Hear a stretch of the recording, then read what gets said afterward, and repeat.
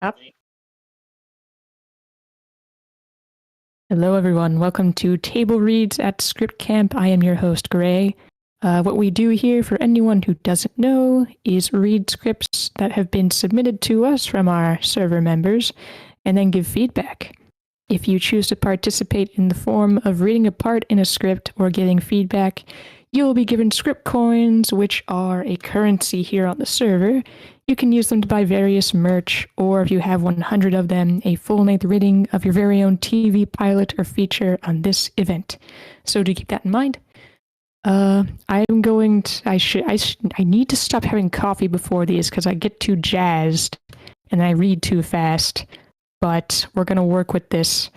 Let's see. You can find PDFs of these scripts in the Table Reads info channel, or you can also view the script on a PDF stream there. That's probably the easiest way. Let's just dive right in, shall we? First script of the night, The Sentinel by Fox. This is a sci-fi TV pilot. Logline is, an astronaut is awoken from stasis after his ship's life support begins to fail. With 15 days of life support remaining, he must use the help of a cheery AI female hologram to find out why the crew mysteriously died and to help a little girl who miraculously survived. Looking for general feedback, content warning for mentions of suicide. Anything to add before we start, Fox? We'll mute it. No, there isn't. Okay, so wait. Let's see. Only 2 characters for this script. Depending on how many people want parts, I could give someone direction. Otherwise, I can do it. But let's just start with the characters here. Anyone like to read for the part of Jet? Yeah. So unmute and speak up. I will cast. Okay. Thank you, Dan. You can be Jet. Thank you, Michelle. You will do direction. That leaves us with Max. Anyone for the character Max? Oh, Heated? Sure. Thank you, Heated. There's our cast list. Everyone get that PDF open or else click on the PDF stream. And fire when ready.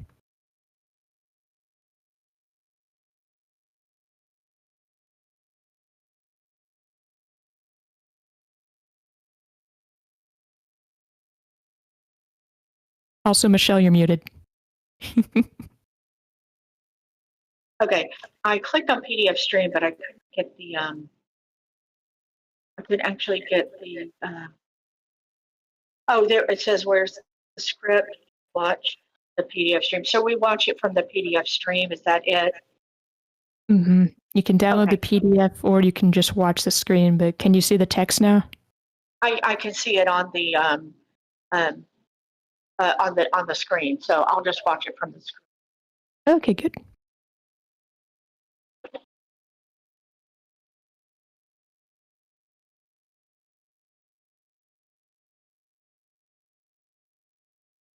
And are you ready to start? Oh, yes, I'm sorry. Okay. Sorry. Exterior. Okay, there's something blocking. Okay, exterior space. A vast sea of stars. A distant sun glows majestically. A gray grade A military class spacecraft passes on the left. USCP, Unification of Planets, in big bold letters stenciled on the hull, including an observation dome, flight decks, and windows scattered down the hull. The remembrance of an explosion comes in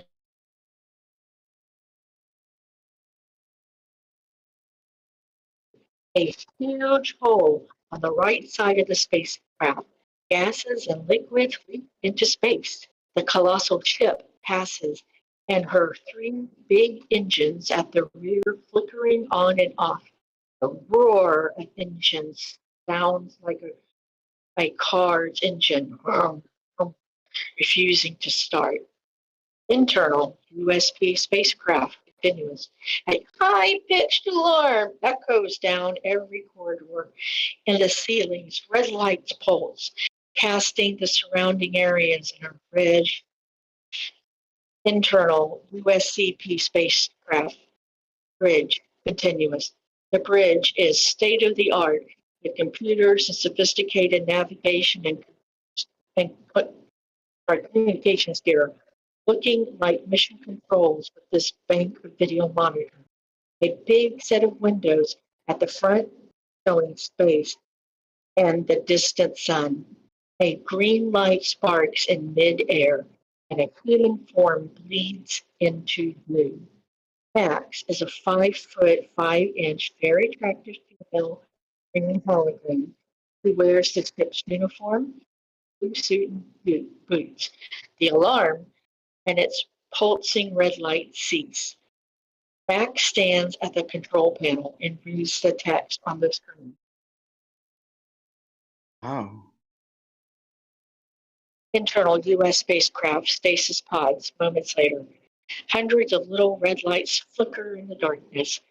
Room lights fade on, and we see each red light on a stasis pod console.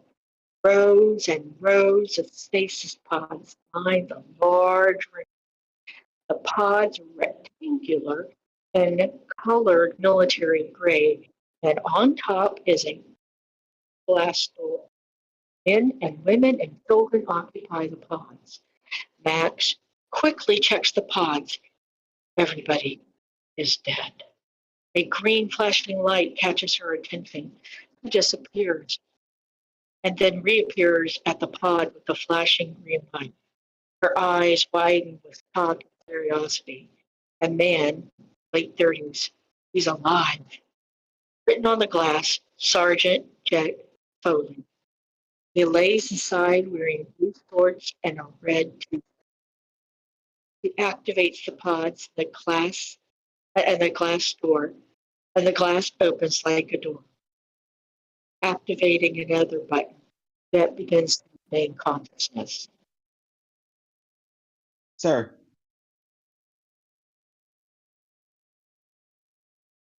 His eyes shut.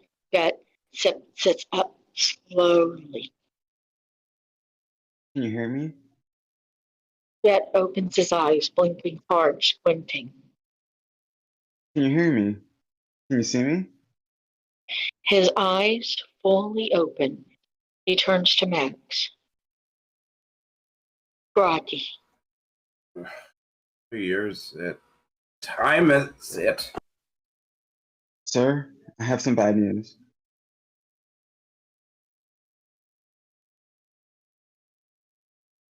Jet rubs his eyes to remove the rim. The rim? We've had an accident, sir. Would you like to get yourself cleaned up first?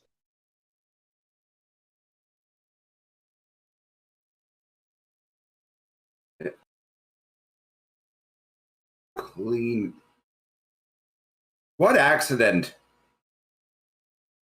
Jet and Max, internal spacecraft bridge later. Jet and Max stand in front of a computer monitor.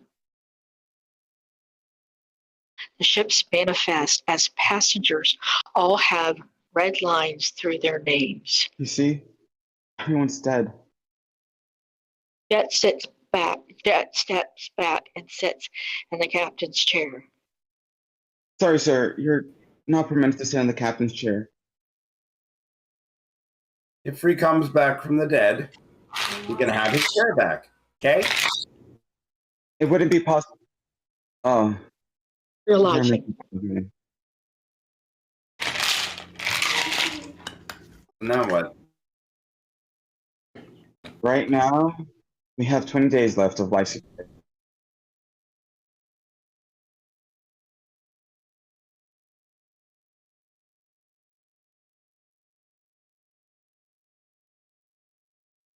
I have to scroll down a bit. Okay. Jet stands, not bothered. So what?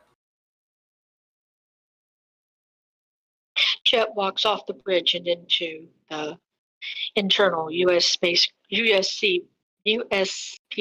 spacecraft corridor continuous. Max follows Jet. What do you mean? Not even real. You'll never understand. Understanding comes from acquiring knowledge. You even speak like a computer. Leave me alone. Max disappears. Internal USCP spacecraft. Sleeping quarters later. Jet walks down a small corridor with rooms on either side. Each room is big enough for a single bed, a wardrobe, a bedside cabinet, and a television. The decor isn't special either, and the walls are painted in a deep blue color. Jet enters the room. 237. He sits down on his bed and takes a metal tin case from beneath it. He places the tin on the pillow and opens it. Photos of himself, his wife Rachel, late 20s, his son Jake, 10, and his daughter Lily, 10, holding a teddy bear. Tears glisten his eyes, then fall down his cheeks. He stares intensely at the photograph. A look of anger takes possession of his face. He stands up, pockets the photograph, and leaves the room. Interior, USCP spacecraft. Corridor. Moments later, Jet paces down the corridor to the ship's airlock. He steps into it and reaches out to the switch to activate it. Stop, sir.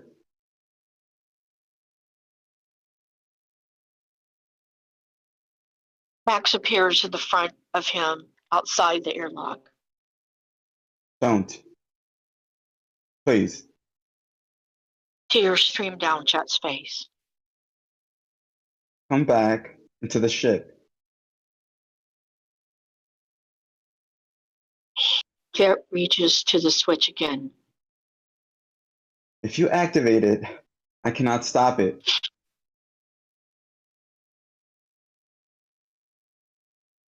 His fingers touch the button. I found someone. Jet stops. You may not care about your life, but I have another survivor. A little girl. She needs your help. Jet frowns at the thought of another survivor. Help me. Help me save her. Jet wipes his tears from his face. You can kill yourself another time. Just help me save this little girl. She doesn't deserve to die out here. And if we cannot save us, Then your wish to kill yourself will be achieved. if you're lying to me, I am a computer. I'm incapable of lying. Jet steps out of the airlock. where is she? Internal USCP spacecraft stasis pods moments later.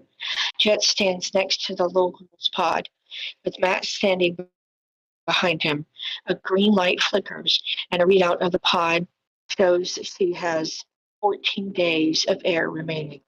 Jet notices her name written on the glass. Emotional. Elizabeth Gates.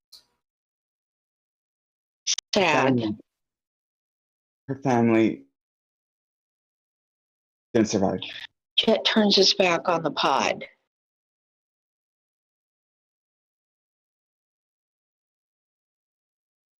End of scripts. Thank you very much for reading. Who wrote this? It's really good. Yeah. Just so you know, Michelle, direction, you don't usually read the parentheses, but again, thank you all for reading. Oh, Yeah. sure. I didn't realize that. But that's okay. Yeah, it can be confusing. But yes, good job reading, everyone. Let's start with feedback now. Let's see. Eeny, meeny, miny, mo. Zach, do you want to start us off?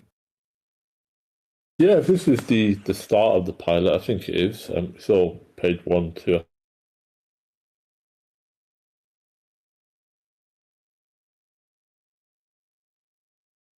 From initially, I thought there was a bit too much words on the page and not enough dialogue. But because of the genre it is, you have to set the scene. And I think you did a great job of setting the scene, showing us where we are, showing the catastrophe that's happened, and then we got into the characters and of the characters, what they're saying, the words they're The dialogue is good. They've obviously got a problem they need to solve, and there's real emotion behind their words. I thought it was great for the first 5 pages. It's a very good start. I'm not really sure what else I'm not sure what else I can say on that one, actually. I was very happy with it. I'd happily read the next 5.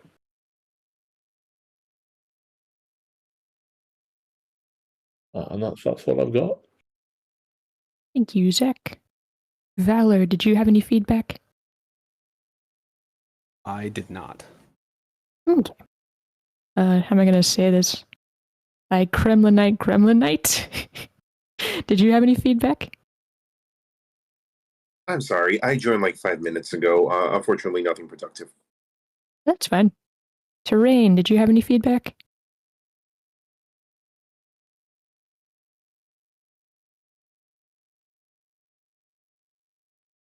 Are you saying anything? If so, wait. You're muted again. Let's see. Try typing something in the chat if your mic is having.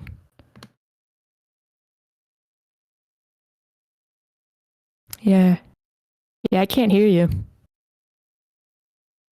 I can probably come back to you. Just type something in the chat, and if your mic starts working, I will call on you at the next available opportunity. Call on me. Me. We're not working. We gotta go up the list for my small brains. Nacho, did you have any feedback? Yeah. So, okay, I think this is a really cool concept for a script, a feature story, or I'm not sure if this is a pilot, but it's pretty cool. I like the concept a lot. I feel like, okay, there's 2 big notes. Like, one is we're kind of missing a beat where Jet is kind of like, recuperating, coming to terms with, being on this ship before he, it's just too abrupt. He just immediately, he wakes up and then looks at the picture and then he wants to kill himself, right? That is just, for me, I feel like we're missing some important moments, character moments for Jet to kind of get to that place. He might be doing all kinds of stuff on the ship alone, getting bored, whatever. Or looking at doing funeral services for all the dead people, or who knows what he would be doing, right? So that's kind of a big problem for me. The next thing is, so the moment where so this is kind of related. So the first page, it's a lot of detail, and I would try by the bottom of the first page to get to something that is intriguing, compelling, some kind of mystery, some kind of question, possibly get to where, like Max is waking Jet up, or maybe even start with Jet waking up. I'm not sure, but the first page is just not, like, you're missing like some kind of a hook on the first page just to get somebody reading. Max looks at a control panel. We don't understand anything about, all we know is there's a red alarm, a red alert, right? And it's, okay, that's the first thing that's kind of an interesting question, right? Why is there a red alert? What's going on? I think maybe just playing up a little bit more where you have like, there's a big hole on the side of the ship. And then I think you probably need to get pretty quickly to where we're waking up Jet. But just when Max says how, I didn't understand like why she's saying that exactly, or what, it just sort of made me kind of reread it, and I didn't understand like what she's referring to when she says how. I guess she's talking about why why did everybody die? Maybe we need to see like this, image of, a display showing like all the pods, and like bam, bam, bam, bam, bam, one after the other, like blinks out, they're all dying or something, or, or maybe you could even just show that at the beginning and you see this ship with a big hole, and like all these whatever stasis pods are just floating out into space and freezing, and we're seeing like dead bodies or something. I don't know, but somehow I think you need to get to Jet waking up really fast. And I feel like maybe even it could be interesting if we don't even know Max is a hologram at first, just somebody waking up Jet, and it's like, and then there's an interesting reveal. Oh wait, no, this is a hologram or something. And then we see that we have some time to see Jet, you know, becoming suicidal. I think the scene where so then the converse of that is like the scene where he actually, you know, is about to commit suicide. First of all, it's kind of a nice, like, sort of, you know, like, I don't know, throwback to 2001 where the computer is trying to kill the guy. But I think like the thing is here, we want to slow down more. So we want more detail. So in these really suspenseful moments, we want to tease out the suspense. So we want a lot more action lines, like every moment. He steps into the airlock, reaches out to the switch to activate it. I think we need just a little bit more time. Like he's thinking, also we want to see his emotional state. You know, what, like you did that pretty nicely in the previous scene where, you know, he's staring intensely at the photographs. You know, a look of anger, you know, I think we want to get more into Jet's head. And again, this could help by just having a couple scenes where we're seeing him get to this point. But in the moment where he's deciding to kill himself, we want to see sort of like, you know, every step. What are all the steps he has to take? First, he has to do this, and he has to flip this little lever. You know, it opens up this door. Then he steps inside, and then he has to like disable his helmet, or I mean, I don't know, all these different steps that could really sort of tease out the suspension before he just, you know, or even just he's staring at this switch and he's like, do I press it or not? Just show us what's going on in his mind. That could be, you know, really nice, you know. So yeah, those are like the big notes. I think just generally like try to make some of the action lines, I think could condense, particularly bottom of page 1. A lot of that you could try to make it shorter. Grade A military class. We don't know what grade A means in this context. State of the art. We don't know what state of the art. You could say state of the art, you know, 25th century or something. Okay, then we have an idea. Oh, this is, if you just say state of the art, it kind of suggests like 2020s, right? So just, you know, these are just smaller details. Referring to a character as attractive, I think this is something, there's a couple issues. Like one, it's already the default for any character. If you don't say they're attractive, if you don't specify that they're not attractive or something, like the default actor that they're going to cast is going to be like, you know, super attractive. That's just, you know, film, right? And when you just say attractive, it doesn't really tell us anything about them.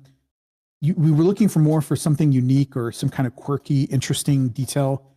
And then it also feels a bit dated, right? So if you read older scripts from the, you know, 60s, 70s, and 80s, you know, a lot of them were just like, you know, so-and-so opens a door, drop dead gorgeous, or whatever. Like a lot of female characters are just described as being attractive. So it's not like it's, you know, like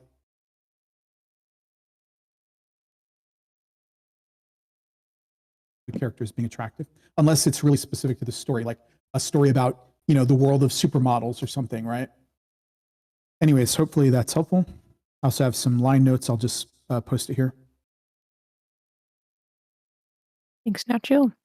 Morgana, any feedback?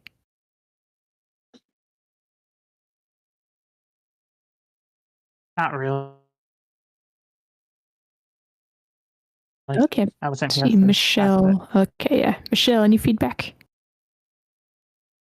Yeah, I mean, I liked it, but when I forgot he was saying that the description was a bit long. Yeah, a little bit, and I do agree that there is that Jet goes from, you know, boredom and you know, and to suicide way too quickly. I mean, it's, you know, I mean, did he just like have like it? Did he not process the fact that there's few people, around, that almost everybody died, and there's not going to be a lot of oxygen, and his response about like that unless they stop the oxygen leak, they're going to lose a day of oxygen for every hour. And he responds with yes. So, yeah, that I'm thinking, does he not understand this? How did he get in this position if he doesn't understand that? Or is he just had kind of a mental breakdown and this is how he's dealing with it? I do love the comment where, I mean, the dialogue where he sits in the captain's chair and the AI tells him that he's not allowed to do that, totally oblivious to the fact that, the captain isn't there. And then Jet says, when he comes back to life, I'll give it to him. That made me laugh. I thought that was great. It was like, I personally think that every work needs a little bit of comedy, especially the more heavy it is. And right now it's really heavy, I mean, this is a situation where, anybody alive should be freaking out. They shouldn't be bored and blasé. They should be like, oh my God, oh my God, oh my God, and then have to be told, hey, you're wasting oxygen with this, So I just love that. That is so funny. And I can understand the character wanting to commit suicide. And I'm a little confused between the AI trying to convince him not to commit suicide, and yet it talking quote like a computer and Jet being irritated with that. I'm thinking that's some strange programming, and I'm learning about AI because I'm planning to actually go back to school for it. So I'm just kind of teaching myself before school starts in the fall, and yeah, I don't know much about it, but I just think it's kind of weird that, how did someone program this that it takes life-saving measures and uses excellent psychology, because that's really good psychology, to talking about, the facilities and what will happen in a robotic manner. I'm thinking that programming has got to be a little bit better. So, and I'm not criticizing the writer. I'm just thinking that write the responses like the programming. If it's all robotic, then okay, that's great. And that can even be comical. And then make the attempt to save Jet's life robotic. Like maybe I can't let you go out of the door, sir. That kind of thing, and shut the door and lock it so that he can't commit suicide. And and yes, of course, talk about the girl, but the type of psychology and saving his life is what a master therapist would do, So anyway, that's my feeling. But overall, I really like it. I would want to watch this. I love sci-fi, yeah. But who wrote this, or are we reading someone else's work who's not here? No, I'm here. Okay, so I don't see your. I just see table reads. I don't see. Oh, It was Fox who read it.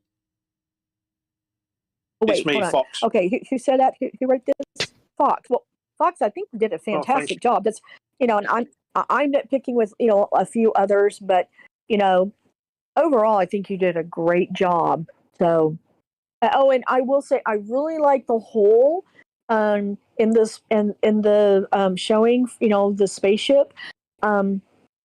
But you can't, it can't be too critical, otherwise they're not going to live. And you usually need your characters to live, even if it's just one, like an alien. Oh, absolutely. Wanted to pitch in. I keep hearing the criticism that the character kind of flips from aloof to suicidal really quickly. As a suggestion, since it seems like we're going for like more of a, I guess, grimmer or grittier take on sci-fi, and at least we're not shying away from the concept of suicide, violence. Maybe he looks out of, I assume this is in space, maybe he looks out of a window or something like that, and he just sees a bunch of dead crewmates. Maybe somebody suffocating in space, right? Because like you run out of oxygen in space. This horrible shit that happens to you, don't just suffocate. It's ghastly. maybe that kind of is a more reasonable motivation for suicide, right? Like, I'm going to blow my brains out. At least it's going to be painless than, having my lungs explode out of my mouth. And, it still hints that he's like potentially either depressed or a little bit mentally unwell since he jumps to suicide this quickly, but just a suggestion. Yeah. Thank you. Would it be possible to address some of the feedback, if possible, just to give context of what was saying? I would rather you type it in chat, just Okay. because we generally don't want dialogues between the writer and the feedback. We want people.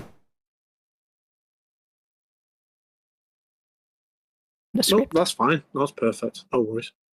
But yeah, thank you, Vincent, Michelle, Jadea. It's you. Deploy. It's my turn. Yes. Okay. I wrote a thing. I wrote you a poem. let me read this. As Nacho said, and okay, wait. I want to start with, I think Max is a sweetheart, not robotic at all, which is a little, like, when her tone is detailed as like robotic, I was a little like, but she sounds so motherly and kind. So I'm wondering if you really want her to sound robotic, or if you want to play into her emotion a little bit more and make it more like a glitch in the system. Like, she's a computer, right? I want to see whatever supercomputer she's connected to glitch out as like all this shit is happening in the ship. And like, maybe I do want a little more going on in the ship. Let me a little more details on like what's happening with the ship, like what destruction has occurred. But I would kind of like for her programming to be like disrupted or something that makes her so emotional, because like she probably didn't start out that way, instead of, but I do love her. She's a sweetheart, and I really want to see more of this thing. But instead of focusing on her attractiveness, like when you describe her as like 5'5", I don't think you should describe her height or how attractive she is. I think you should describe more like her general appearance and her vibe. I don't know. I want to see more of her vibe. Like, what hints do we get as to like how she's about to act, sort of thing? Or like, yeah, detail her clothes, because like, the ship's uniform is pretty important, I think. Anyway, something like that. On the hologram part, she kind of seemed to be able to touch things, so I was a little bit confused, a little bit confused on that front. Oh, I already got coins, thanks.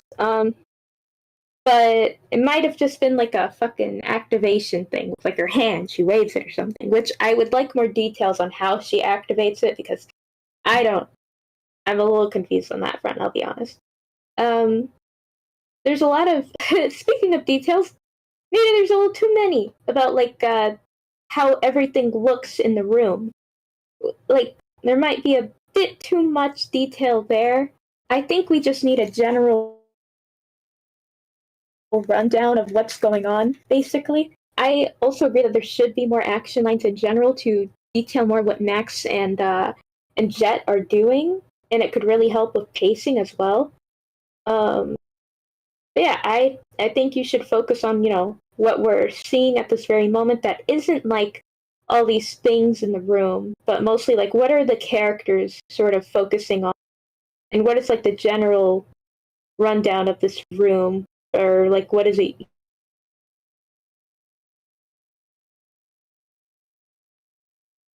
base. And there's usually, I will suggest the 4-line rule. Some people use 3 lines. I think they're insane and wrong. I'm kidding, but I use 4 lines personally. Instead of like, so you make sure you don't go over kind of thing. Yeah, make sure you don't go over that. It could really help with like shortening your action lines and helping you focus on what you really need. And then it could be a little more concise, like using sentence fragments instead of going full on on the English grammar. We don't like grammar here. We hate grammar. We're grammatically incorrect.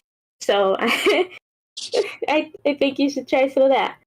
Dialogue, I liked it. I liked it a lot. But as I said, like there's a bit of inconsistency with Max over here. I don't know what she's supposed to sound like, really. She sounds very human, very emotional, very motherly kind of thing. So I guess I would like, yeah, lean into that, and that's why Jed is like, you're not even human kind of thing, you know? Like, he sees her caring about all these people, and he's just like, oh, fuck off, you're just a hologram, dude. Maybe even move it to when she brings up the little girl, so he's just like, you're not even human, why do you care? Or, you know, you don't have to do that, but that's, like, something I thought of, like, a second. I like Gray's suggestion of having Max not understand the concept of suicide, but, like, with the whole emotional angle we're hypothetically going with, then kind of makes sense that she understands. But it's like, no, we just have to focus on this thing. He gets to keep living, and so does his little girl, kind of thing. And I do think that one line of Max's kind of made me go like, I don't know about that. Which is like when she states that everyone has died. So you see, everyone is dead. Like, I guess I would like her to state it a bit differently because it doesn't fit with what I've seen of her too much. Like, either she'll state it matter-of-factly or she'll just, like, you know, be a little sad about it kind of thing. And okay, so on Jet, regarding him, yeah, there should probably be more build up to his suicidal sort of take on all this stuff. Maybe like him rushing through the ship, seeing that everyone's gone, seeing all these leaks, seeing the whatever text Max saw on the computer screen, which, yes, please tell us what that text was if you're going to bring attention to it. I assume we'll be seeing it. And I think that, yeah, he should take more action. There should be more things leading up to this. There should be, like, you know, just we slowly see him going a little mad, going a little like increasingly just more and more just I want to give up kind of thing. But yeah, I think this short, I mean not short. I think this is very interesting. I like it. I enjoyed it a lot, and I really want to see more of this because I love the concept so far, and I'm excited to see where this little girl is. Yeah, think that's it. If I have more, I'll type it, but I think that's it. I was a little jumbled. I hope you understood what I said. Thank you. Thanks, Dan. Joel, any feedback? No, I don't think so. I mean, I think I enjoyed it and it was a good story, but I think there were places where you described too much, and it was just a bit wordy. But other than that, I don't think I have anything to add. Thanks for submitting though. Thanks, Joel. Kraken, any feedback? I don't have anything to add that others haven't said. I'll just say that I also enjoyed it, but I think the notes on shortening your action line, getting to something bigger on the first page, but I think you're doing a good job with dialogue, characterization. Okay. Heated, any feedback?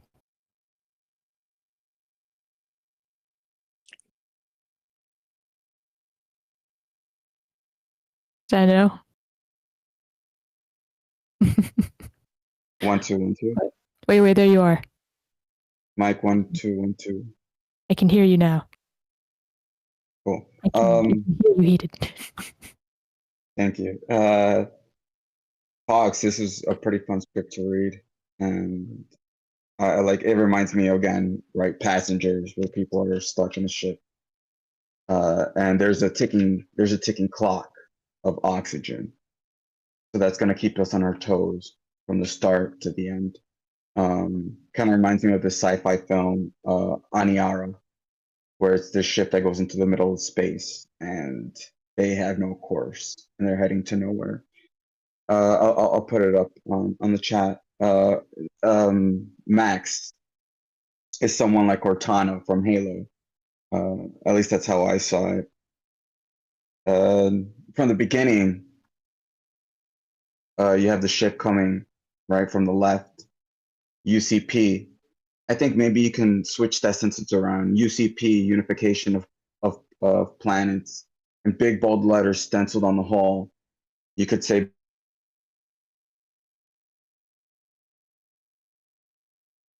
impact, but that's just a small sentence. Showing the people that are dead, we just say, "Oh, they're dead," right? But I feel like you can show the horror in the dead bodies a bit more. These are a bunch of dead bodies. You can show them maybe they ran out of oxygen, so their mouths are open and their eyes are rolled back, and there's foam at them seeping from their mouth, just to show the horror of that. I like the idea of the jaded captain. It does jump really fast into the suicide. So he does have his moment where he goes to his room and is reminded of his family in the picture. But I feel a small moment of him staring at the vacuum of space, the darkness. He's like, fuck this, I'm out. I'm gonna log out. I'm not gonna do this and stay here. Could give some levity, some deepness to that moment. He gets up very easily from space. I think if you want to make it a bit more realistic, again, I think it's really nice that you get straight to the motion, to the action. But maybe he stumbles as he walks. He has to, stretch out a bit. He's been in hypersleep for how long, right? He's about to kill himself. Right after, Max is always referring to him as sir. He is a sergeant. So it's very militant. But I feel like maybe you could make Max a bit smarter in the sense of like, at the end, when he's about to kill himself, he's like, Jet, like there's a little girl on the ship. She's still alive. Just she's referring to him by his name and not by sir. Like, dude, like we got to save this girl. Maybe could hit a bit. It wasn't towards, but I think you could focus more on the hologram aspect. And I think you could do that before she goes to see Max or the bodies. She goes to the explosion, right? There's a hole at the right side of the spacecraft. She can go and investigate like what's happening here. And I have this idea of a cool scene of she goes to see she goes to inspect what's happening here. And again, there's a big hole. There's air rushing out of the hole of the explosion site, and she's standing there, but she's not affected. If a human was there, they would get sucked out. But since she is a hologram, she's just standing there in the middle of this,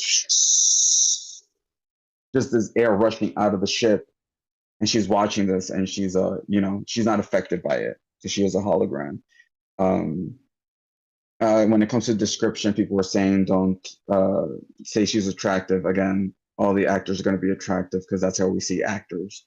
I would, I don't know, I maybe just describe her hair or something. I feel would be okay. And yeah, I feel there could be a bit more conflict between Max and Jet.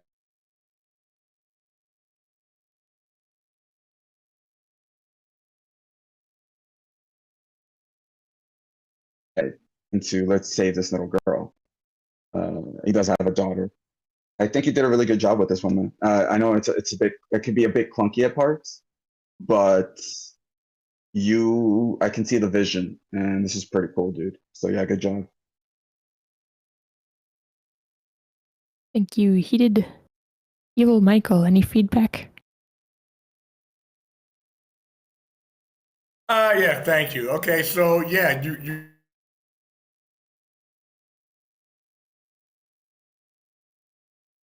us in a situation. So here's something that I do. This is a discipline I gave myself. If I'm creating an atmosphere, if I'm describing an atmosphere or a place, I have a rule for myself. If I put it in there, it has to have a consequence. If I describe it, it has to have a consequence. If I involve it, if I bring the reader's attention to it, has to have a consequence. If it doesn't have a consequence, don't put it in there. I don't do the director's job. Remember, we are all unhired, unsold spec script writers. Reading your script don't want to read all that fecal matter because you're showing off your literary skills. Okay? It's not a book. So if you describe it, there's a consequence for having it there. If there's no consequence, don't put it in there. Now, I like this. Yeah, and it smacks of 2001: A Space Odyssey at the end when everybody's croaking. You can see that their life support is down, down, down, going down. You can actually watch them die. You don't see their corpses, but that's there. So yeah, this is a good idea. People abandoned in space is good. It's a real difficult genre to write. It's a real challenge. This is not an easy genre to write. So my suggestion, keep writing this, but if you describe it, you put it in your scene, it's there for a reason, and there's a consequence. Okay? And then watch how much your script shrinks. And the amount that your script shrinks, replace it with snappy dialogue or pop or, the internal conflict going on in their mind. I'm going insane. I'm going to kill myself. Ah! I can't kill myself. I'm in outer space. I don't have a razor. I don't have a gun. I don't have a bullet. That kind of stuff. There you go. Okay? So I like the concept. I like your story idea. Submit some more pages, please. Thank you. Thank you, Evil Michael. Dan, any feedback? Oh, it's finally, let's see, my turn. Let's see, I gotta give feedback, so I'm gonna give feedback. I don't know, did anyone touch on the overabuse of parentheticals? I don't think so yet. Perfect, then I can do that. You use a lot of parentheticals, and it's a lot of the times, it's pretty obvious. Like when you say the sad, we obviously could, everybody is dead. We already know that everything is sad. The tone is melancholic at the least, but everything is pretty tragic. So we don't need parentheses to tell us that things are sad. And we really don't get enough time with what's his name, Jet, before he just decides to end his life. And the idea of the machine. Well, how machine is this machine? Is Max, the machine character. So I kind of want to know more about the limitations, because if she's just a machine, and does she actually have emotions? He treats her like, even your words are robotic, but then she's empathetic to his suicidal tendencies. I just want to make sure. It just feels like there's a part of the story that is missing, and we've rushed past it, and I'm not sure what that is. But yeah, you don't really need a lot of parentheses, because especially since the story is the tone is pretty obvious as to what everybody is saying everything in.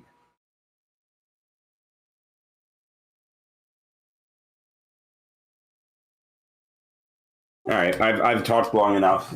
We've already been an hour, despite only being one story. Thank you, Dan. And yeah, I see you guys talking in the chat about time limits for giving feedback. We'll talk about it, and we, the mods, will address it next time. Let's see. Carmen, did you have any feedback?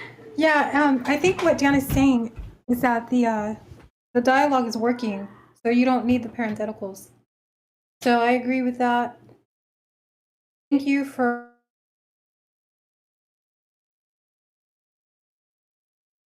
can't track scripts that have more than 2 characters in the opening pages.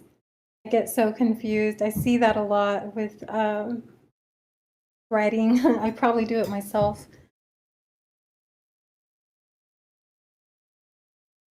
Just so many different characters being introduced at once. I can't track it. So thank you for just focusing on the 2, and some really cool dialogue on page 3 or the bottom there. I can't remember exactly what it was. I just remember thinking, wow, that's some pretty cool dialogue.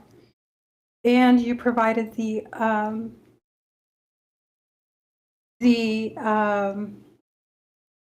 picking what do you call it again? The ticking time bomb or whatever it is. I think Heated was saying the ticking clock or something like that. So you did provide that. Okay, so this is a goal of the story, right? 20 days, bam, you put it out there. So you did that. I really like this. I don't think I've written anything that's science fiction. I don't think I've gotten to the end of anything anyway. That is science fiction that I recall. So it's not really my area. I thought you did a really good job. Oh, I do want to also reiterate the blocky text isn't really working. You may want to break that up, the blocky text, into smaller, shorter phrases. But yeah, I thought you did really good. Thank you for sharing. Thank you, Carmen.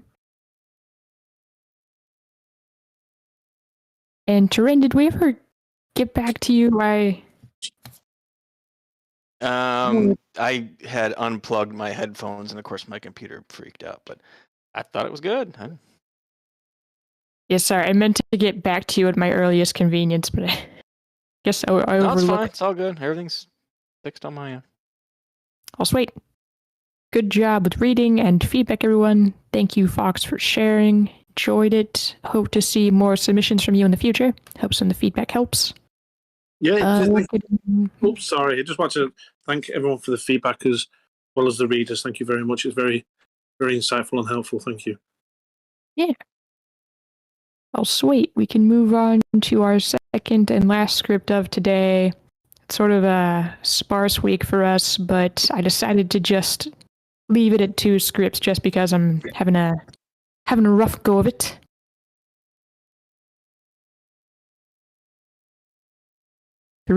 Episode 3, Teasing Deaf Students, The Reconciliation, from Evil Michael, Quiche. This is an evening soap opera TV pilot. Logline, high school sophomores Joanne and Demetrius have been reported for teasing 2 deaf/hard of hearing freshmen, Jackson and Michael. This is a continuation from a reading about a month ago. Feedback we're looking for: is the scene compelling? Does dialogue pop? Does this offer insight into what teachers deal with all day? Content warning for a few curse words. Deaf kids speak in combination standard English and American Sign Language sentence syntax. Anything to add, Evil Michael? Context or further? Hope you enjoy it. Woo! Enjoy it. All right then. In that case, everyone get that PDF downloaded from the channel, or else click on PDF stream to view the script. We will start with our casting now. Heated, I believe you wanted to do direction for this script, right? Yeah. Thank you, Heated. Ding, ding, ding. And I'll read down our character list. If you would like the part, just speak up and I will cast you. Demetrius, a large part. Anyone for Demetrius? Okay. Thank you, Dan. Am I okay? Is everything good? Yeah, we can hear you. Audio. All right. Oh, Yeah, I can. the way I printed it and copied it and scanned it, there's a little bit of something from the previous scene. It starts just a few lines down. I hope you can see that. From Yeah, I Interior think I Hendrix side, yeah? Yeah, they can figure it out. Cool. Yeah. Okay, sweet. Also, Right. Morgana, were you trying to get a part and we didn't hear you, or are you just asking in general? No. I can have a part, but no, because apparently my mic was going I crazy. think I it's okay see. because we can hear you fine now. Yeah. All right. But yeah. Also, the way you opened with that, I was like, is there some emotional crisis? I was Wow. like, was I mad at you for some reason? Is that why you're asking if we're okay? I'm always in an emotional crisis, to be fair. Relatable. Well, now I've got you cornered. What do you want to read, Jackson? I'll take Jackson. Sure. Oh, damn. Oh man. Hang on. Morgana, would you like to do Jawan? All right. Sweet. Two Terrain, you Js. can have. 2 J's. It's J-name people. There's 2 to go around. Wait, did I get a part or no? Turan, I gave you Jackson, and I gave Joanne to Morgana. Sweet. Thank you so much. Looking forward to that part. Yeah. Well, 4 more students to go. Students? I'll take 4 one. more parts to go. Yeah. Let's see. Would you like to be Parson, Michelle? Sure. Where's the PDF? You can find it in Table Reads info. Or else it'll be on PDF stream as well in just a moment. Okay, I'll just do PDF stream then. Mm. Is Parson, is it narration or what is it? Parson. Huh? Parson is a character. No, I know, but I mean, okay, Parson is a character. Okay, all right. Parson. Let me go sit down. Okay. 3 more left. Dean of Students Adams. Anyone for Adams? Could be Adams. Adams. Anyone? Adams. Adams. I can, yeah. Kraken has claimed it. Thank you, Kraken. Really? Michelle, your mic is still on, just so you know. Yeah. Anyone for Officer Sam's? Fox, were you trying to volunteer? Or? Yeah. Okay. I'll give you Officer. There's just the list that we have of people attending keeps getting longer and longer, and I can just barely fit all of you onto the little window I have open right now, but sometimes there's so many that someone I can't see at the moment volunteers and I have to scroll up and down interrogating who said that? Which one was it? So thank you, Fox, to be Officer Sams. And who wants Oliver? Oliver. Cool name. Oh wait, what? Someone else. Oh damn. Radio guy. I was destined. Who else wants to do it? You do want to do it? Wait, I do want to do it, but I also feel bad because I heard someone else, and Oliver's a cool name. Wait, dang it! I didn't hear anyone else. Wait, am I hearing stuff? Maybe, I don't know. Regardless, we don't have any more parts left, so we just sometimes the world is cruel, and sometimes I can't hear, and by sometimes I mean most of the time. But you got Oliver. What matters is that you were triumphant in the end, radio guy. I haven't felt this bad since I took Kitchen Bear the first time.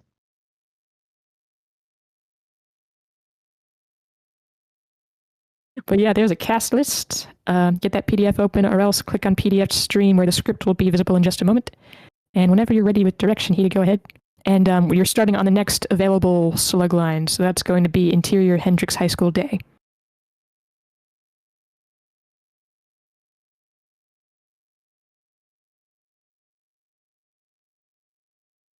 Reconciliation meeting. Present are Demetrius, Joanne, Jackson, Michael, Dean Adams, Mrs. Brazil, arbitrary students, Oliver, hard of hearing, and Leo, hearing, fluent ASL, and Mr. Parson. Mr. Parson serves as American Sign Language teacher translator. Characters use a combination of ASL and spoken words. Deaf character lines are written and spoken in syntax used by deaf and hard of hearing speakers still trying to master the language.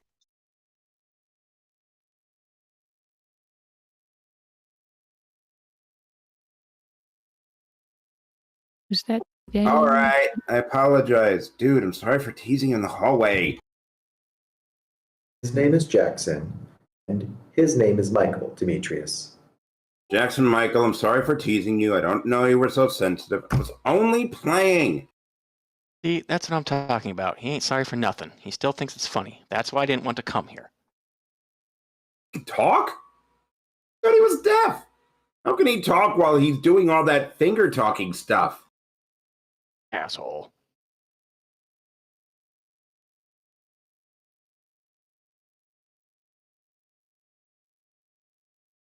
Oh, sorry. Profanity detention 1 day. Bullshit. Now it's 2. Bing. Just Demetrius the finger.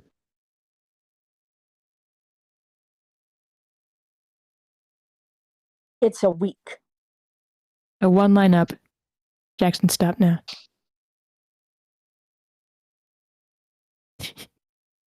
Just go ahead and read the direction after Jackson, stop now. Jackson gives another finger plus hand on bicep. Fuck you to Demetrius. It's a week. Jackson flips over her desk. Motherfucker! Order.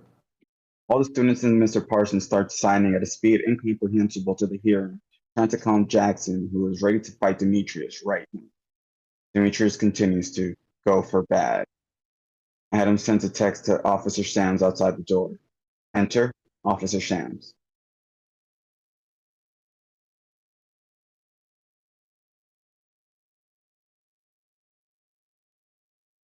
What did we have for Fox? That was Fox. Oh, apologies. Everybody, sit down now. Everybody sit without talking for 1 minute. A minute passes. Let's re-examine the purpose of why we're here. This is not a determination of guilt or innocence. We're here to come up with agreed upon steps that we will all take so we may, one, coexist peacefully and respectfully, and two, pave a way for all parties to recognize the value in all of us and hopefully conduct ourselves as friends and neighbors. Jackson, the vocabulary he has at his disposal, Demetrius offered an apology. Are you ready to accept it? He say words. Sincere? No. I no pretend friend him. He think we funny when we talk. Oliver raises his hand and gets permission to speak. Actually, remember when we were at the Bliss and kids mocked our sign there? Explain to them and got some sign. By Ian. Yeah, you're really quiet there, Oliver. Oh, we were wait, young then. You know better.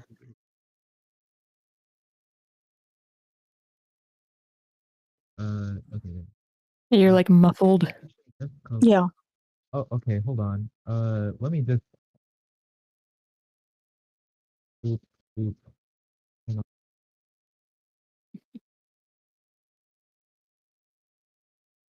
Are you wearing headphones?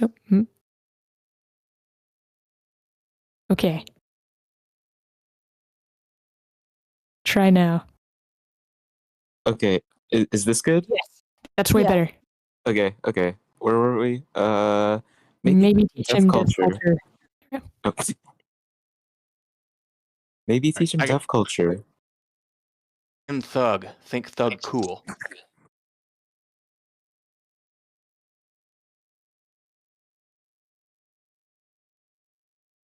Okay, see, now he's calling me names. What about that? Calling people out is not allowed at these meetings, Jackson. Hallway. He throw up gangster discipline pitchforks. His friends do GD handshake all the time. Want everybody know. Want everybody scared. How he know what I be doing? I know what you do and what you say. You think we stupid. You not know. Okay, then. If he can hear, he need to quit pretending and doing all this stuff and just talk. Right there. That's exactly what I mean. I don't need friends with this IGMO asshole. More commotion.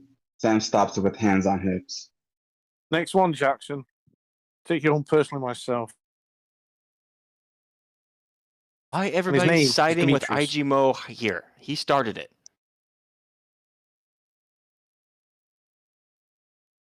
Is it IGMO or IGMO?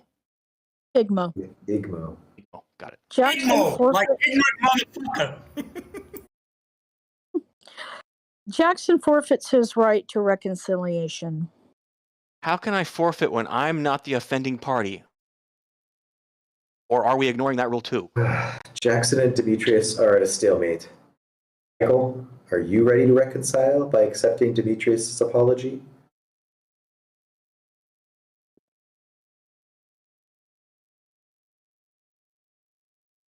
Did we cast a Michael?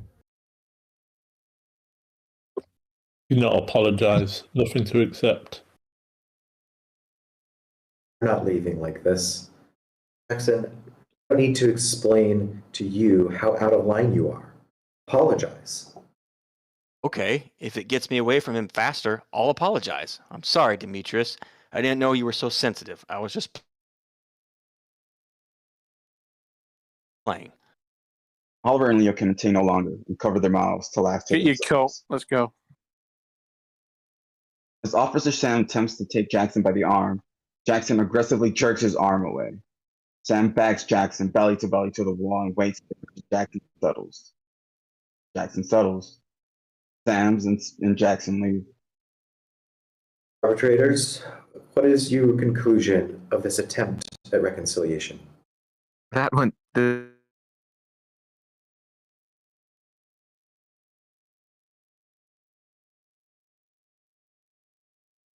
This went totally conclusion.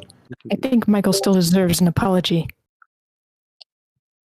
Demetrius, J1, do you feel you need to apologize? Yeah, I'll apologize. That's not the question. The question is, do you feel an apology is necessary? Okay, yes, I feel an apology is necessary. J1? All right, I'll go. Michael, I apologize for this whole thing. I don't think your sign language is funny. I just did it that one time because I was being a jerk and I won't do it again. I didn't know you guys were so, I just didn't know how you guys felt. I'm going to be friends with the deaf kids. I'm going to learn it. Michael, I apologize for making fun of you and I won't do it again. Half a reconcile is better than no reconcile. Demetrius, would you agree to let me ask you some questions after everyone clears? I don't care.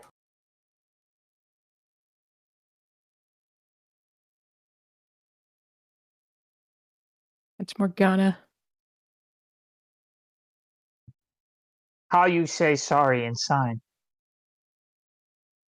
They show Joanne the sign. All leave except Adams and Demetrius, and ASL voice subtitles. Demetrius, thanks for staying. Is there an exact reason why it's difficult for you to apologize to Jackson and put this matter to rest? I did apologize, but he didn't accept it. You apologized halfway, then you tried to make it his fault. How I make it his fault? Not seeing the script. All right. Is that Great it? job, you guys. Mm-hmm. Very good job. Radio guy, what? I don't know. I just felt it needed some laser guns. Just something you felt deep inside. I don't know why I do the things I do sometimes. I'm sorry. It's okay. Just happens. Just comes out. It just happens. I had the strong need to put laser guns at the end. Well, that was our fanfare for feedback time. Feedback we're looking for: is the scene compelling? Does the dialogue pop? Does this offer insight into what teachers deal with all day? Let's flip the script. Start from the top. If it's all right, Carmen, would you mind starting us off? Okay, so the feedback that you want, you and Michael, is this based on like reality of what teachers deal with, kind of stuff? Is that correct? Yes, I think that is the point of really seeing the difficulties from the teacher's perspective. Okay. So, well, yeah, being that these are special needs students, definitely you are highlighting that struggle. And I think that a lot of this dialogue works very, very well. Okay. What I need is to feel more grounded in the scene. The flipping of the table, I thought, was the best thing you offered. in terms of some kind of interaction with the immediate environment so that I don't feel like talking heads. You know, that sensation of, or that phenomenon of kind of feeling like, you know, these are just heads, you know, talking in a room. So, you know, flipping the table, hitting the desk with his fist, turning, you know, throwing the chair down. You know, these are all very real things that happen in a classroom environment. I worked for a school district, and I mean, there were a lot of really crazy stuff goes on. You know, even worse than flipping tables, right? I'm sure you know. I remember having a conversation with you about having to restrain some of the students.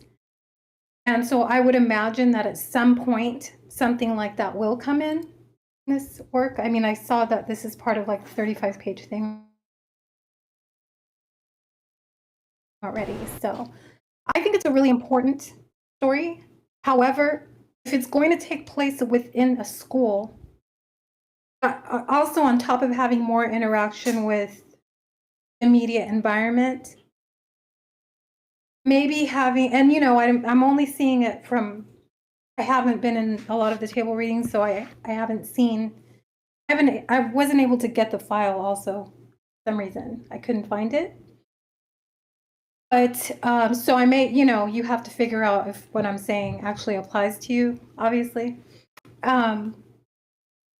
Having more locations, right? So you've got the principal's office, you've got the different classrooms with the different teachers, okay? You've got the playground, you've got the basketball court, you have the front office, you have the back of the school, you have the fence where maybe they're trying to escape out of the yard, you know, and they're not, you know, supposed to be climbing the fences and things like that, you know. So, you know, the parking lot, you've got, you know, maybe places of business across the street. Maybe some of these staff people have to chase kids down, you know, just like a lot of different kinds of locations that you can incorporate to take us to different places. So you're breaking up a lot of this dialogue that goes on and, you know, goes on and on and on. And I'm not saying that it's not important. It is important. You may want to start just kind of breaking up the scenes a little bit to maybe show, you know, well, over here, so-and-so is, you know, bullying this kid, and we're short on staff today. Oh no, we got to put 30 more kids in another classroom, and now we've got a classroom with 60 kids. You know, just different scene headings to just kind of say, okay, now we're going to another location, to just break up all of that dialogue that's going on and on. And again, like I said, I haven't seen what has come before this. So you kind of got to figure out, is what I'm saying actually valid for you? So that's all I have. Other than that, I think it's really important. And I really like the how you are differentiating the characters with the different accents and stuff and the way they talk. But for me, it's a lot of characters. I can't sort through all of them, but that could just be my own problem, you know. So yeah, thanks for sharing. Thank you, Carmen. Dan, any feedback? Yes, I do. I don't understand the mindset going on between the different characters here.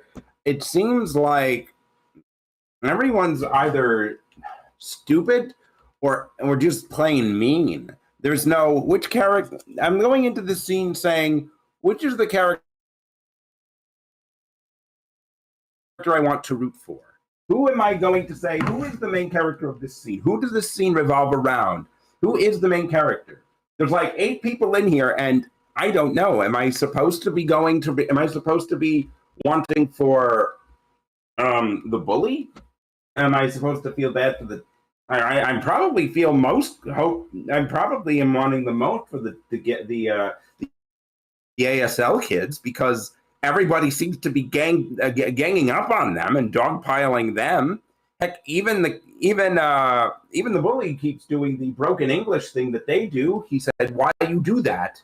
He's dropping certain words, like he's dropping adjectives and whatever, just like the deaf kids are doing. And I'm thinking he's making fun of them to the face of these adults, and they don't even realize it. I was almost tempted to almost put on I wanted to do a deaf tone because I wasn't sure if he was making fun of them or not, if his English is just really that broken. But you really should not. I don't think you should have that English be that broken in the story. Just don't drop certain key words. I don't know. It was hard to follow, and it was hard to believe that these characters, these adults, do not understand that these kids are blatantly still bullying in their face. Well, maybe it's just a dialect where I don't know what kind of dialect it is, but it's not apparent and it's not clear. Sure, it says it's Chicago, but I didn't know Chicago had a dialect that drops all these syllables. So it's hard to follow if they're still making fun of the kids at that time or afterwards, because at the end he says, "Why I do that," or something like that. And I'm thinking, is he still making fun of that kid even after he's alone with a teacher present? He has the chutzpah to do that? So something just isn't clicking. Something just feels. I mean, yes, okay. Maybe there's a sense of stakes that isn't here in this scene. Maybe there isn't a sense of what was solved, what happened, what changed for the characters. It feels very going through the motions of like, oh, this thing happened.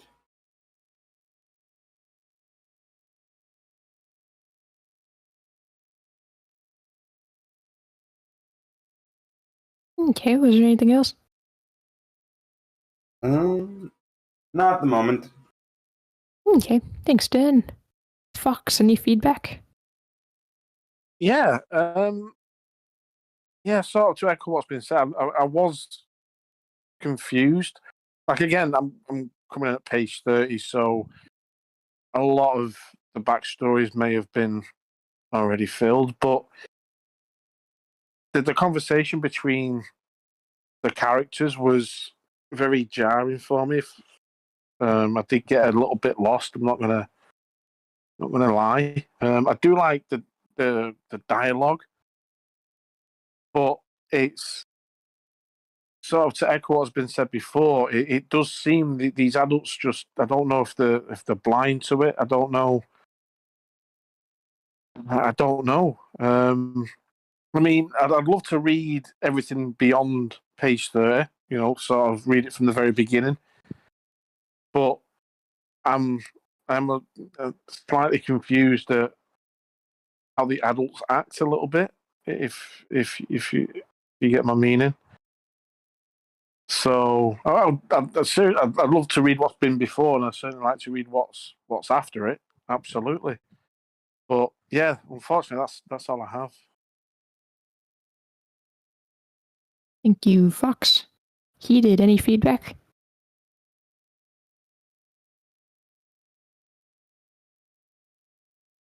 I like the idea of sign language as a language, especially in film. Here, it did feel very confusing, but that could be because you're dropping like 8 characters at the same time, and there's no description. And I'm assuming, I know there's maybe something happening before this, and I'm assuming this just because you have all the names capitalized that they're being introduced. It's we've all been in high school and we know how it is between students. The flipping of the desk, an officer being present, we do have an ASL translator here, which is nice. We have, I forgot which character, but actually trying to be friends with the deaf kids, which is nice too. While Demetrius is being a brat about it, in a sense. So you do capture this drama between them and this moment, but it's very confusing with all the languages happening. I do think you capture how the sign language would be translated on the page, which is really nice. It's a good scene. You grab some drama, definitely. Just that it was confusing to catch up, but I think that would on film this would make sense, especially with the subtitles and with the action going back and forth. Would be really nice to see, and it's very dramatic. So I think if you wanted to capture that, that was you did that pretty well. Other than that, maybe there's a couple of sentences that I see here that you can fix up, but that's just me nitpicking. Other than that, Evil Michael, this was really nice. Good job, dude. Thank you, Heated. Kraken, any feedback? Hey, thanks. Hi, Eva Michael. Thanks for sharing this. I enjoyed reading it. If the teacher was sanctimonious, it was probably my reading of it and not maybe your writing of it. But if being a teacher is anything like being a father, yeah, it sounds similar to what you were going for. I think the dialogue is good.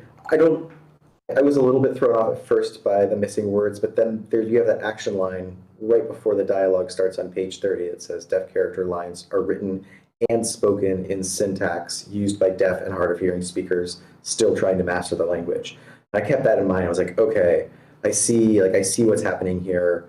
We're kind of getting a feeling of what it's like to hear a literal translation rather than the words that we might use. And I thought that was interesting to get to hear that. I didn't see it as people like making fun of them at the end. I think some of the people were speaking in the syntax of their signing, and I think some people were speaking maybe just sort of in their personal accents. I thought all the banter between the kids was really authentic and enjoyable to read and dramatic and exciting with the flipping of the desk. I did think that Adams was a little bit, there wasn't really much empathy in him, and with all of these professionals and people around to resolve this kind of minor teasing issue, felt like maybe there was something more there, and I missed the first part of the reading, so maybe there is more that I'm not understanding. But I've never seen anything quite like this. That was really delightful to get to see and read something new. And I'd love to go back and listen to what was before, and I'd love to read more from you. So thanks again for sharing. Thank you, Kraken. Joel, any feedback? Yeah, I've got a lot to say, so I'll try and be quick. First of all, I love that there's disability representation. That is always going to be important to me. So that's a plus for you. What I wanted, and I think we've discussed this in the past, I think we said that I don't like the syntax of ASL being used in the dialogue because of the way that it reads to the people who will read it.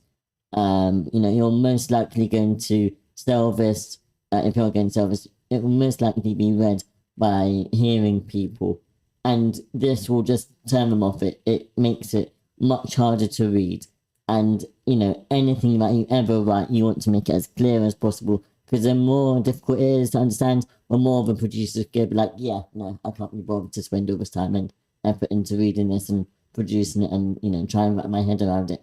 So it's really important that you make sure that you're writing it in a way that's clear. I appreciate that you're trying to write it in a realistic way, but sometimes that isn't always possible because, yeah, as others have said, it makes it quite jarring to read. And also, if there aren't people who are aware of the language syntax, it can seem really, it can make them out to be stupid. Though we know that they're not, some people might think that the deaf people are stupid, which isn't what we want to convey at all. The other thing I was going to say on that note, I think, at the very beginning we had this line that were, or we had a few lines actually, that were like, characters use a combination of ASL and spoken words, deaf character lines, make sure that's clearly a note. There is a way of doing it. Like having it in square brackets, for example. Just make it clear that's a note and not action lines, because I was trying to imagine it happening on screen initially, and I was confused by that. So yeah, just make sure that it's clear that it's a note rather than scene action lines. That's what I'm trying to say.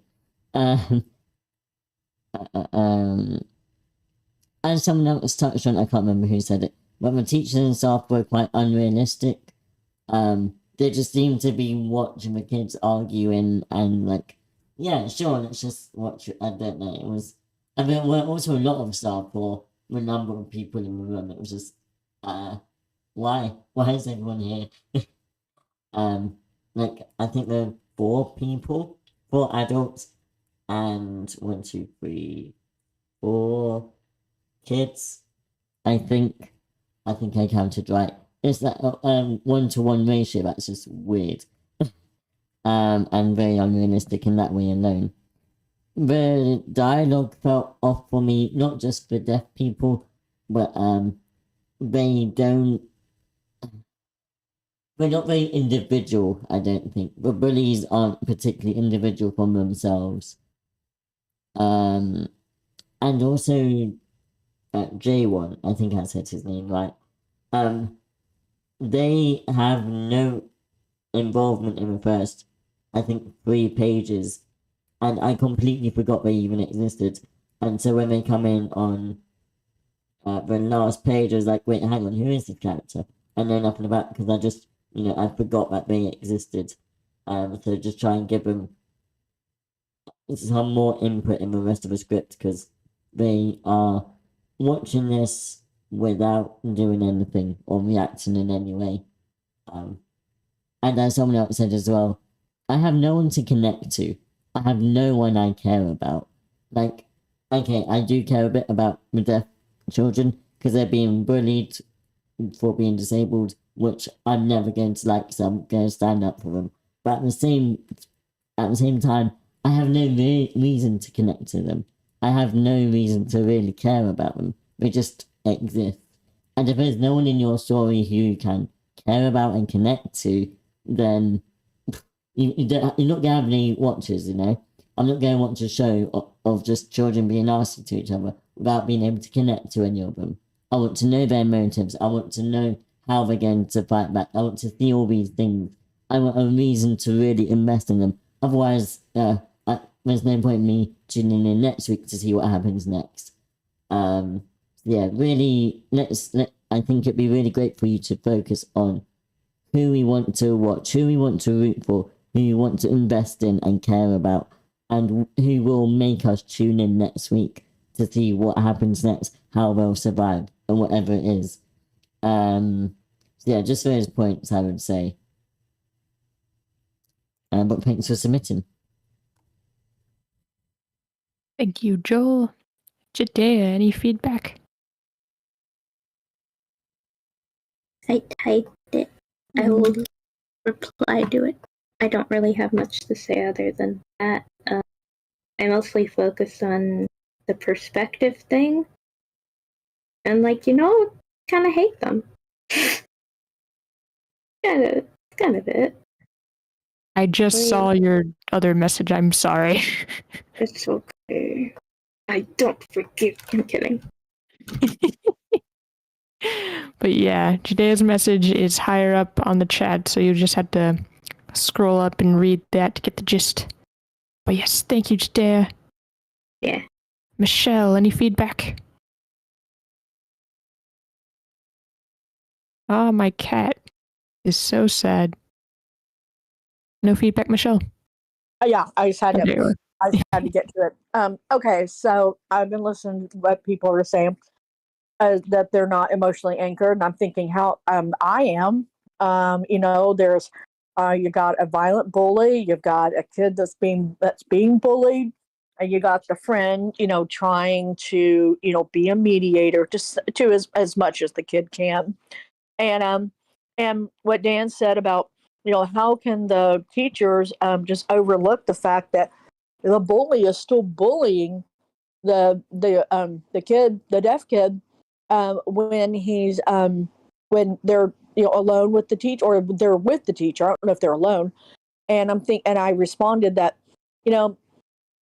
if you've ever talked to teachers, or if you've ever taught, you find out very quickly that there is so little time in in every class period. If the teachers end up teaching the students one thing, they're very lucky. The rest of it's just babysitting. And for anywhere between junior high and older, it's trying to keep kids from physically hurting each other. And so, I doubt that the teacher doesn't realize that this kid is still bullying his victim, but he's just trying to keep them from tearing themselves apart, or at least the victim being physically assaulted, because the kid's already flipped the desk, so he's already shown a great deal of aggression, and the security guard has had to be called, and motivation. I feel like, well, the motivation comes out in the dialogue. The bully claims that the kid who's deaf is faking it, and that makes him angry. Of course, I don't know why it makes him angry, but it does make him angry. And the deaf kid is being bullied, and he's trying to cope as best he can. And then you have the friend who's kind of the go-between. So I feel like there's obviously motivation. It's in the dialogue. It's in their actions. I'm already emotionally anchored. I don't see why anybody wouldn't be. You've got a kid being bullied by a bully, and a bully is angry for a seemingly ridiculous reason. And then you've got teachers who have to deal with this. You've got the security guard who's having to cope with this. So I think all those questions are answered right there. I think if you read the whole thing again, you realize that that's everything that's going on. There doesn't seem to be a lot of description of setting, and that's okay. You don't have to. I mean, if this is going to be filmed, maybe a filmmaker might like that. A filmmaker might say, "Oh, good, okay. Do we rent out some school, or do we build a school set?" They might actually like that. And there doesn't seem to be a lot of description of the characters, but then again, a casting director might actually like that. They might say, good, okay, we can just, find actors that we want. It's just going to be necessary to find a deaf character or someone who can play a deaf character. And the deaf community and the hard of hearing community, which I am hard of hearing, might not like having an actor that isn't part of that community. But I think it's very realistic. I think that's probably a very calm day in school, and there are schools where horrific things happen. We all know about school shootings, but then there's other things. I mean, so this looks like a rough school, but I'm thinking this is very calm. Unfortunately, schools have gotten to be out of control. But anyway, and I don't really have a real solution to that except create public military schools, which I don't think most people would like. But anyway, anyway, yeah, that's just my suggestion. I think it's well written. I think that who did this? Who submitted this? This is from Evil Michael. Oh, Evil Michael. Okay, Evil Michael. I think you did a real good job. You seem to. I like your writing. I seem to like a lot of the things that you write. So I think you did a really good job. I don't know if you're what familiarity you have with the hard of hearing or deaf community, but I I've seen this sort of thing happen. You know, people who are deaf who can still speak, and or people who are very hard of hearing but learned to speak. You know, so and you know, I think you did a really good job. So that's all I got to say. Thank you, Michelle. Let's see, Morgana, any feedback? Well, in regards to, is the scene compelling? And does the dialogue pop? I think it pops. I think it's pretty realistic dialogue. Does this offer insight into what the teachers deal with all day? Well, it's difficult to say because the teachers really aren't focused. They sort of come off as robots to me. Like there's no personality to them. But of course, this is just 5 pages. And I think I agree with Dan. I don't know who the main character is in the story. I know you're going for a soap opera, and I guess there's multiple characters, so maybe that's why, but still. Of course, I haven't read this in a while, so I might just be forgetting. I think it does show, like, this is the type of bullshit that happens occasionally in school. You know, it's not always physical, crazy stuff. Most of the times it's stupid stuff like this where, you know, bullying through words. Not that the physical stuff doesn't happen. I've actually talked to teachers, more experienced teachers, who say that things are getting worse. I don't know if that's just them at this point in time, but like, because it's fresh, but who knows? You know, blame TikTok, blame social media, smartphones, whatever it is. Maybe it is getting worse. I can't really say because I'm not old enough to have that opinion. But yeah, just I would agree with Dan and what some people are saying here in the chat. Like, why are the teachers just being complete dicks to Jackson? I know it's a tough job, but they can't be. I know there are incompetent teachers too. And shouldn't, like, is there a mediator or maybe like guidance counselor or something? Because why are the teachers just acting like this? I don't understand. They're not sympathizing with the bully victim, unless that's the point. I know a lot of the point of the show is ultimately like the problems of the education system. But, you know, I don't know. I just don't understand like why it's so obvious. Like these guys are just being complete dickheads to these 2 kids with hearing difficulties, and there's no sympathy at all. But I don't know. Overall, I thought it was well written and the dialogue was good. But I guess my main thing is like, who are we sympathizing with, and why is it Jackson? I guess, but like, why is nobody? The adults in the room just don't care. They're handling it, I think, really bad. Yeah, but like I said,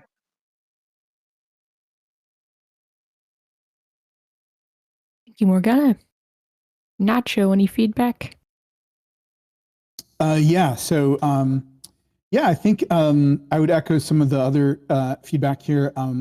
Like, first, it's great to see your scripts over the past, I guess, about past year. We've been reading, different scripts from this project, and the dialogue is really getting stronger and stronger. I think that I'm not sure if we read like the scene before this, and we had some feedback about the sign language.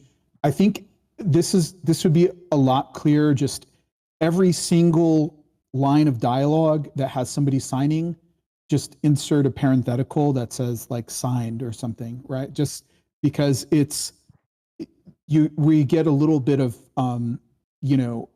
just hard to track.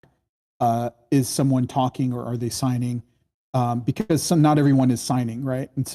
And maybe just do all the signed dialogue in italics or brackets or something. But it feels like the first couple page is stronger, and I think that this is a lot of great dialogue here. But I think the biggest note that I have is that whose scene is this? Is it Adam's scene? We need the other big note is a lot more emotional reactions. That's why it feels clinical. That's why we're not following like the emotions. If this is Demetrius's scene, we want to see his, some action lines tracking his emotional response to some of these other lines. I mean, we can get a lot in the dialogue, and there are some great sort of like stage plays where everything is in the dialogue, right? But in screenplays, and especially in TV, like we need a lot more sort of we need to be able to track, first of all, whose scene it is and how are they reacting, right? And probably we want to see a little bit more from Adams, from Demetrius, and from Jackson. These seem to be like the three main characters in this scene. And if it's Jackson, this is really weird to just have him leave and we're still staying in the scene, right? So if it's Demetrius's point of view, help us understand what does he want out of the scene? What is he trying to get? What's in his way? The one who seems to be driving the scene is Adams, and he's the one trying to get this kind of reconciliation, or sort of some kind of a little bit bizarre, like that's what's interesting to me. Like this is something you ask, like, does this give insight into something? Like, I'm assuming this is like what people really do in some of the schools that you're familiar with or something. Like, I've never seen this kind of like drawn out, like negotiation approach with some kind of, teacher or administrator, like Adams. I guess he's the dean or something, or principal. Anyways, this could be interesting, but if he's the one driving the scene, then we need to really understand what does he want, and this scene needs to be from his point of view. Because if it's from Jackson's point of view, we need to understand what is Jackson trying to get, and what does he want, and what's in his way, and what's going wrong for him. If it's from Demetrius's point of view, we need to understand, like, what does he want out of the scene? What's he trying to get? This has the makings of like a really like a knockout 2 to 3 page scene. It's extremely long for television. So 5 pages, 5-page scene in television, it's got to blow us away. Like, it's got to be like just so good. And depending on the kind of, like, I'm not sure, what the goal is, like in terms of writing sample, but for something like, like a network show or something, like, it's not, I mean, I'm trying to think of any 5-page scenes that I've seen.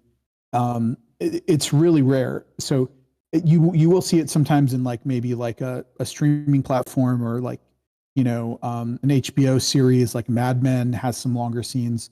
But anytime a scene goes over like 2 or 3 pages, and especially in TV, it's got to just totally blow us away. So I think the best approach would be like cut this down to like about 2 to 3 pages and try to just figure out whose scene it is. And then you have a way to end on some kind of interesting little surprise or button or something that propels us into the next scene. So just a couple smaller notes. You open with just reconciliation meeting, interior Hendricks High School day. We don't know what does this place look like? Is this a classroom? Is this an office? Is it a conference room? What are we seeing on the screen? I don't know what reconciliation meeting looks like, right? So we need a little bit more action lines, and especially, like I said, like a lot more emotional reaction lines, a lot more to track, to be able to follow like the emotional like core of the scene. And you have a line, Demetrius continues to go for bad. I didn't quite understand what that phrase meant. Yeah, and just if I think try to add parentheticals that kind of clarify if somebody's signing or not. But yeah, really looking forward to reading more. Thanks for bringing this, Michael. Thank you, Nacho. Paul, any feedback?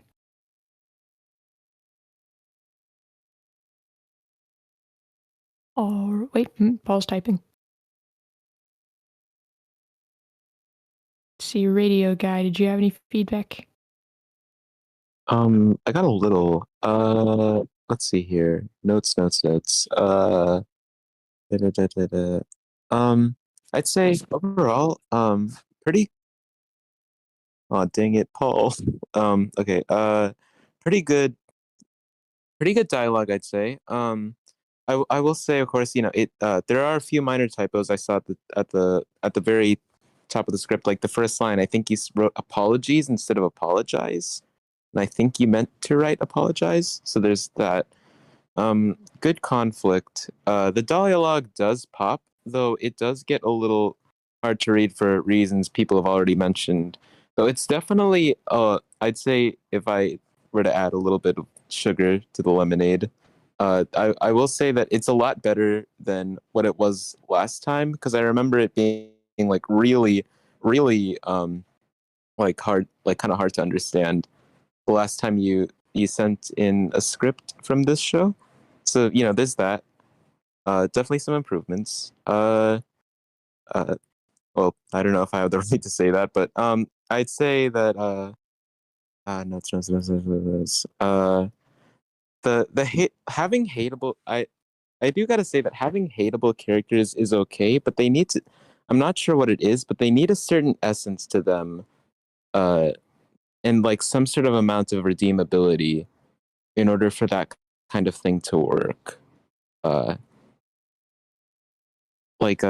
Yeah, because there has to be at least some sort of like humanity, I guess, is the best way to describe the essence I'm talking about here, in order to really kind of sell something like that. Gray brought up earlier in the chat a silent voice, and first off, it's a great movie. Second, it might be a pretty good reference point, because it has a very similar plot. It's about a deaf girl that got like bullied. But very, very good movie, great movie. Yeah, and yeah, ain't no telling where the script will go, but we should just wait until tomorrow and see. That's a pun. Oh yeah. There you go.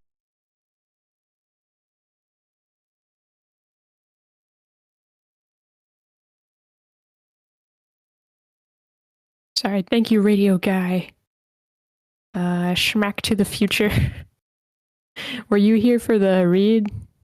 And did you have any feedback?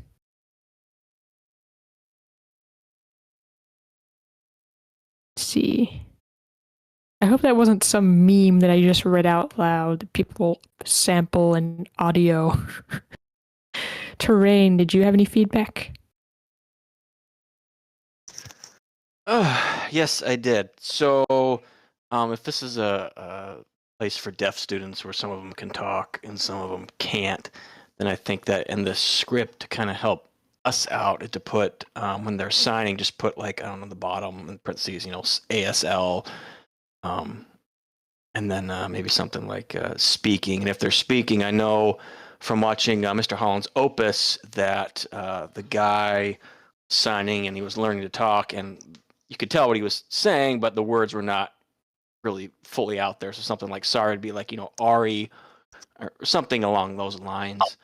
And I think that would kind of clue everybody in as to a little bit more as to what's going on. As far as like the whole thing, like flipping chairs and whatnot, seems a little over the top to me. But if it's like a rough and tumble Chicago place, then I can certainly see that happening. And I got to say some curse words today. That was fun.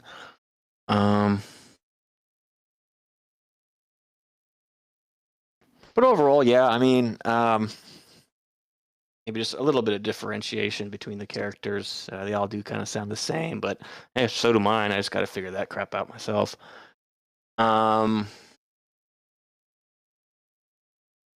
He did right here, sign. Maybe right in the beginning, I didn't know if they were actually talking during that. And then I think there was one part here where it did sound different. It did sound different.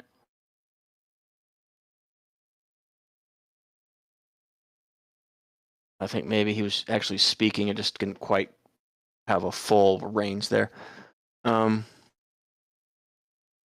what I think about the book. Also, I don't know. I don't want to go too far out there, but you got a part, just wait for it. We don't want to wait a minute or 2 minutes for you to get your part back. Cool. That's it. That's all I got. That's all I got to say. Thanks, Terrain. Any verb feedback? Any feedback? I'm sorry, but I missed too much of the actual script. I was unfortunately busy with work, so I have no real feedback. Sorry. Well, that's all right. Zach, any feedback? Yes, I actually have something, and I'm glad that nobody's mentioned it so far. But there is a line that says a minute passes. I can't sit still for a minute. I have to fiddle about. If somebody asked me to sit still for a minute, I'd probably last like 5 seconds and start talking or throwing stuff or whatever. I don't know how kids in a school who are in an argument with people trying to arbitrate would be able to sit still for a minute.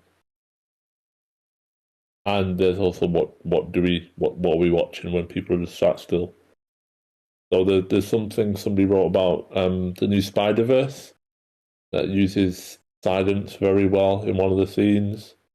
So whether that's something to look at, because sitting still for a minute is gonna be boring. But that's all I've got. Thank you, Zach. I believe that's everyone who wanted to give feedback. But yeah, thank you for sharing, little Michael. Hope some of the feedback helps. Can't wait to see your next submission. Thank you. Next week, if you thought this was bad, I'm going to take you to Jackson's home. And yes, of all the things I submitted, this one pushed the buttons I was hoping to. Provoked, instigated, it confused. Yeah, Hendrix High School is that top high school that if you give a kid the bird, you're in serious trouble. If you stand up and go chest to chest with a teacher, you're in serious trouble. Guess what? These kids know it and still do it anyway. Welcome to my world. Okay, yeah, I bully the kid, and if I see him on the street, I'm gonna knock it at the F out when I do it again. And I'm gonna come back in here on Monday. What you think about that? What you think about that? What you think about that? So, yeah, welcome to my world. Thank you, readers. Thank you, ScriptCamp. And next week, we'll see Jackson's home. Oh boy. Can't wait. Well, sweet. That brings us to the end of this abridged. Is abridged the correct term? I guess it's not. Of this relatively short read which still took us 2 hours. I think 2 hours is still a good chunk of time for us to hang out. But submit more things so we can have longer sessions. And we'll have to potentially have time limits, but we'll discuss that and get back to you guys next time. But send your scripts. Look at the table reads blurb. If I can spell table reads correctly. There we go. And check your event roster for all kinds of events. There's too many for you to not attend. So I used to just go through them, but then I felt bad for not going through and listing every single one of them. But rest assured, they are all good and informative and fun. But yes, thank you all for your time again. I hope you all had fun, and I'll see you next week. Have a good one.